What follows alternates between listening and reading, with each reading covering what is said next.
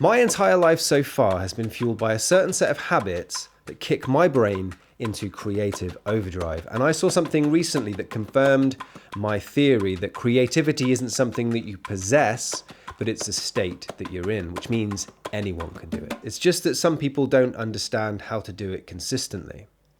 Up until a few weeks ago, I thought of my process as crude and chaotic, but it turns out that science agrees with me, and it probably won't surprise you that they'd already discovered this way before me. It's science. So what is this magical process that turns my brain and your brain into a creative idea machine? Well, sometimes it's running, usually running slow. Sometimes it's walking, that can be just as powerful. Other activities include juggling, washing up, playing guitar, showering. The list goes on, but this is where the science comes in. You see, last week I was casually scrolling YouTube when Ali Abdaal appears out of nowhere and starts talking about something called the default mode network, and then goes on to describe my entire life. I thought to myself, I'm going to have to take a closer look at this default mode network, since I seemingly use it all the time. But default mode network isn't a very clear name for anything, so I asked ChatGPT to explain the default mode network to me in simple terms. And it said, the default mode network is a network of brain regions that become active when the brain is at rest and not focused on the outside world. This network is thought to be involved in self-referential thinking such as daydreaming, remembering past events, and planning for the future. The default mode network includes regions in the medial prefrontal cortex, posterior cingulate cortex, and the inferior parietal lobule, among others. These regions communicate with each other to create a sort of mental map of one's internal experience. So what does this mean? I'm no scientist, but this is what it means to me. When your body is doing something that it knows how to do completely, your brain can take a break. And when it takes a break, it can sort of start playing around. It will start to organize things that you've been doing or thinking recently. Think of it like when you're tidying your room as a kid. You're sorting through stuff, you're organizing, and then all of a sudden, you find that thing that you've been looking for ages. You didn't try to find it, but it happened naturally. And that's what I think of as a moment of inspiration.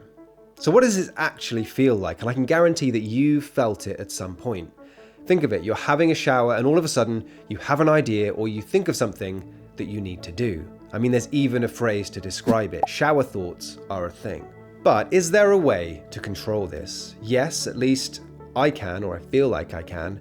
If I'm trying to create something from scratch in my brain, maybe I'm trying to write a song or think of a name for a new company, coming up with social media content ideas, it's like a road with flowing traffic. Think of the cars on this road as your thoughts, and every so often, one of these cars contains a good idea.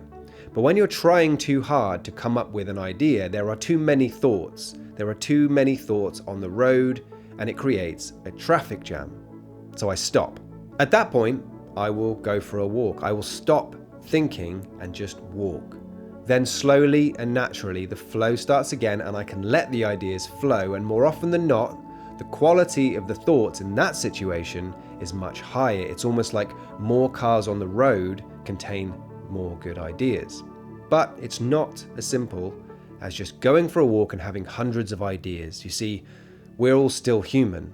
So there is another very important rule that I live by in my creative workflow, and it is simply don't be greedy.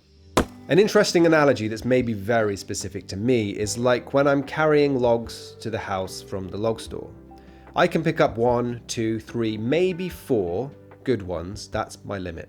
At this point, by picking up another one, I risk dropping the ones that I started with, and rather than fumbling around, it's best for me to take what I need to the house and come back later. And as long as I'm not using more logs than I'm collecting, there is no problem with that process.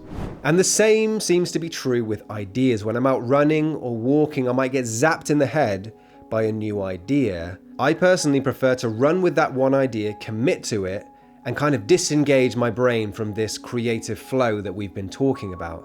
Particularly if you don't have a way of recording those thoughts. Do not trust your brain, okay? I promise you, as soon as you return home and have to sort out bills, get back to work, or sort out the kids, those thoughts, those ideas will leave your brain, probably for good.